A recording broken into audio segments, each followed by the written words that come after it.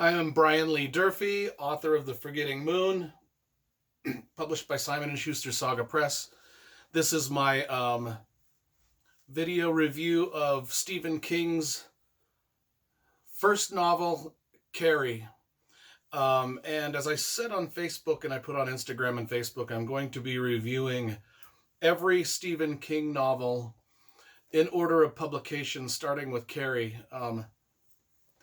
And I will be reviewing all of those on this channel. If you want to find the Stephen King videos amongst all my other book review videos, you'll see the format for the Stephen King videos has these decorations.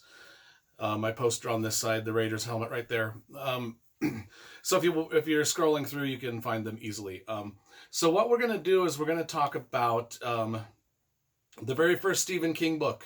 It's not the first one I ever read. It was as I was a kid. I mean, I've been collecting Stephen King novels, both in paperback and in hardcover. Here's the hardcover of Carrie. In fact, I've got every Stephen King book in hardcover right here. I've got a closet full of mass market paperbacks also. I buy duplicate copies. Plus, I also get the Audible audio copies too, and I listen to those. So when I'm reviewing these books, I've read every Stephen King novel before. Many of them multiple times, many of them 5 or 6 times. Some of them I have not read since high school. And so what I'm going to do for this series of reviews is I'm going to be listening to the Audible recording of every Stephen King novel. At the same time, though, I'm going to be following along in the book. So I'll be listening and reading at the same time. There's a couple reasons I'm doing that. I just thought it would be interesting to do. I wanted to see how different voice actors portrayed different books. And I know Stephen King reads some of his own books, so I'm interested in seeing how that goes. So for this book, Carrie, the very first book that he published in 1974, the Audible.com version was written by, read by Sissy Spacek, the actress who played Carrie in the original movie. And my review of her reading of this book is favorable. I thought she did a great job. I followed along in the book. She only made a couple mistakes with a few things. Few words were missing, and I never know if that's the voice actor's fault or if they were just given a digital download of a different version of the book than that's the ones in print that I'm reading. Her performance was great, and as most Audible actors do great performances, I really can't criticize any of them. I listened to quite a few.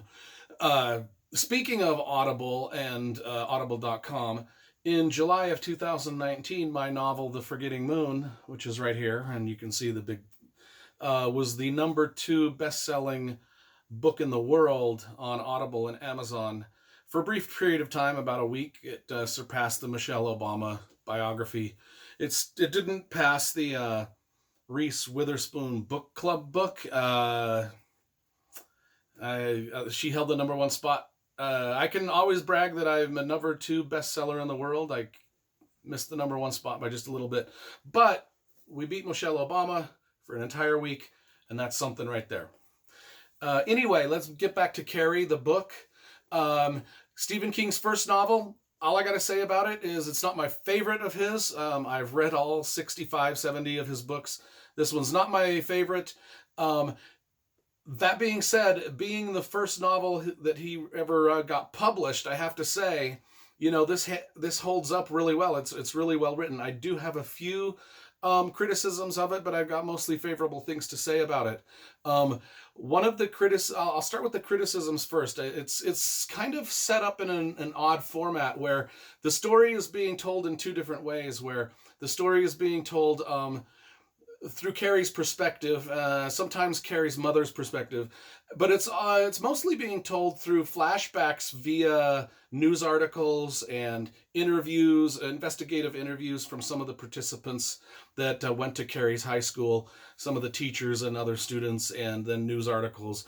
Because the at the end of the book, I think everybody knows Carrie has telekinesis, and she gets upset and destroys everything in the school, and so there was a big investigation and a lot of news articles written, and so a lot of the book is told from the perspective of those news articles and those investigations, which is an odd format to get away with writing your very first book with. I mean, it's risky. It's not linear. It bounces back and forth in time a lot, and but the effect is good. The only Stephen King's done it a few other times in some books. He kind of did it a little bit in Salem's Lot, which I will be reviewing after this book. This Salem's Lot will be the next book I do. It's an odd format. I would be hesitant if as a writer myself, I would be hesitant querying agents and editors with this book. I don't know if I would get published, and so we've got to give credit where credit is due to the agents and the editors that saw the potential in Stephen King and in this book, because I honestly don't know if this would get published nowadays.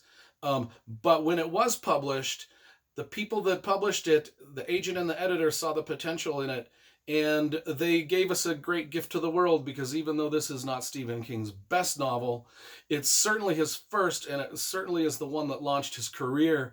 And we have to thank those people that saw the potential in Stephen King, because quite frankly, he is a national treasure. He's written 65, 70 novels since this one, and he's my favorite writer of all time, bar none. I am one of his biggest fans. I'm a constant reader.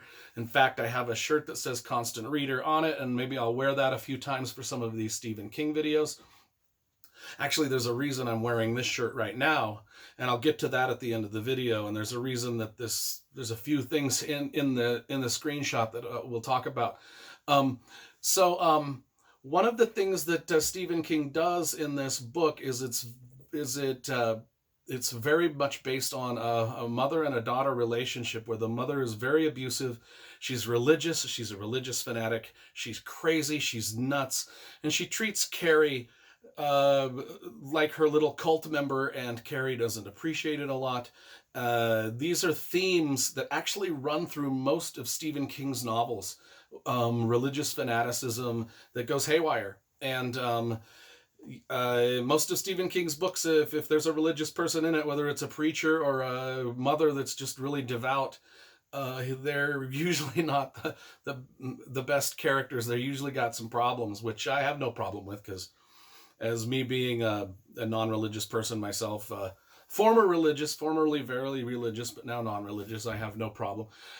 Miss Kitty is crawling up on the shelves here above me, and she might knock things over here any minute, but she hasn't so far. Anyway, another theme that runs through this book is that of secrets, and specifically sexual secrets. This book is full of young men ogling the breasts of young women, and the cup size of every woman in this book, because the men are always ogling them. And that's part of, nowadays you can't really get away with writing that kind of male gaze within a novel without just getting crucified by everybody that's offended by that kind of thing. And but Stephen King gets away with it, because not only because of the time he wrote this, but because it's part of the theme of the story, in that religious sexual repression, and is led to the telekinesis catastrophe in the end of the book. And I'm not giving, I think enough people know what Carrie is that they know the spoiler is Terry's telekinesis goes bonkers at the end and just kind of wipes everybody out. But if you haven't read it, don't worry, it's still a good book, even knowing that. But everything, the entire theme of the book is about young women growing up with a mother that treats sex as if it's just the worst sin in the world. Every boy is looking at every girl in the high school as a sexual object. But that's the theme of the story. That's kind of the crux of it, and it's kind of why things go bonkers in a lot of ways. The uh, the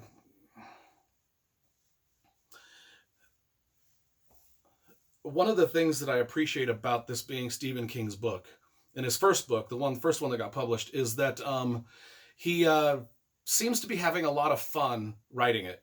And you can tell in most of Stephen King's books, he's just having fun writing it. And if the author's having fun writing a book, then you know that the reader is going to be having fun reading the book.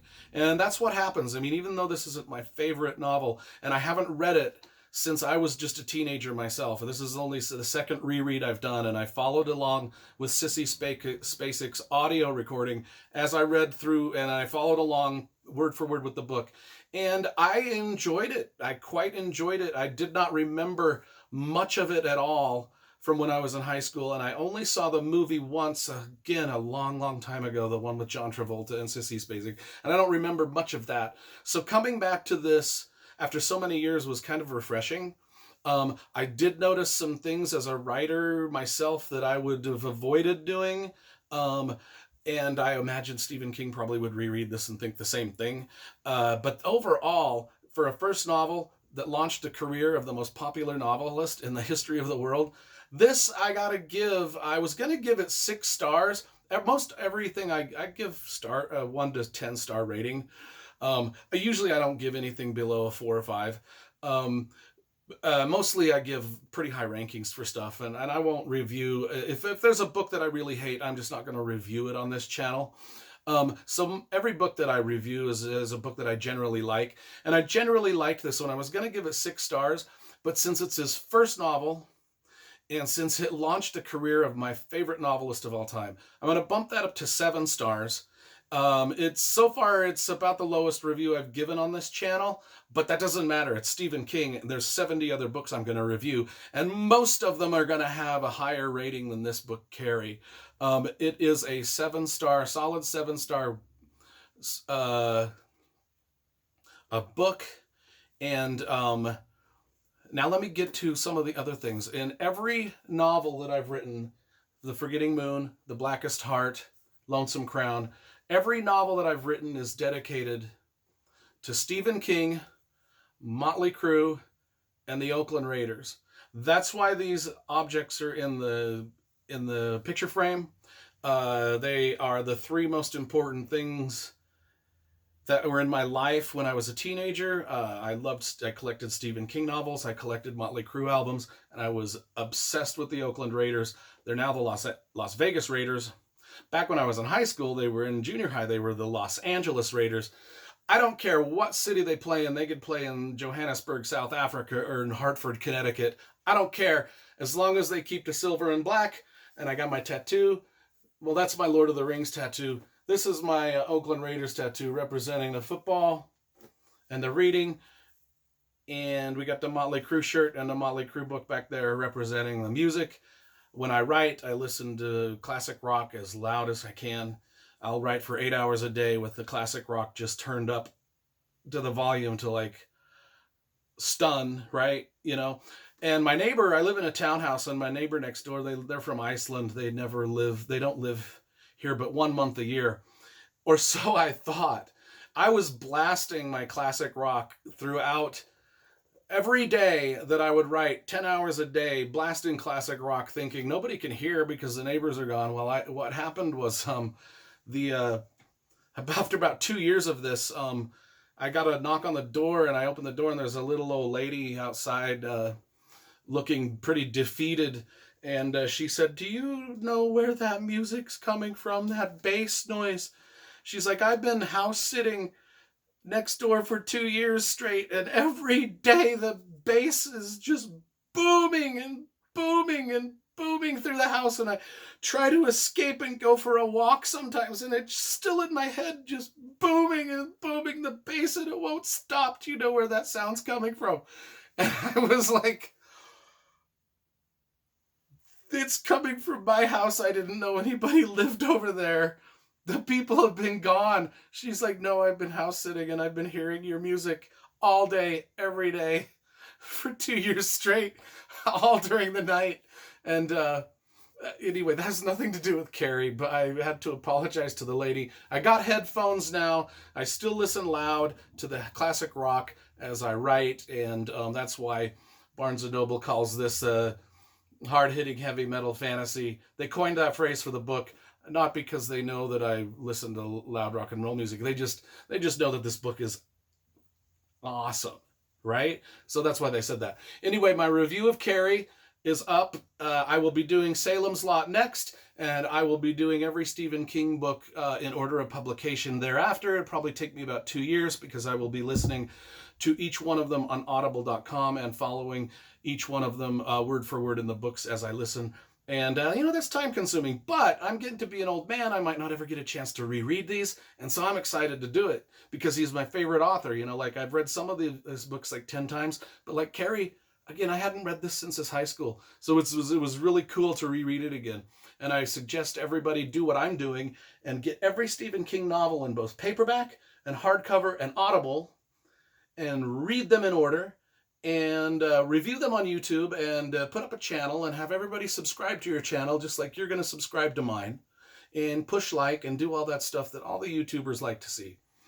So thank you very much for watching my review. I will see you later with Salem's Lot, probably my next review, or maybe another one of the fantasy books that's around here in my book collection.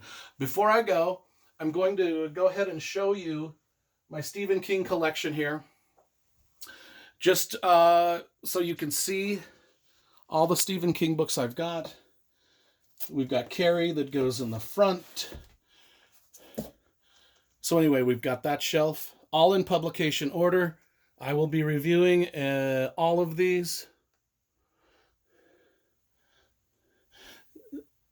ending with reviewing the Dark Tower series, which is right there. And so I thank you all for watching the video. This is my library of a lot of books, just so you can have an idea of how many books I collect. Quite a few here. Anyway, appreciate you watching. Subscribe to the channel, and see you later.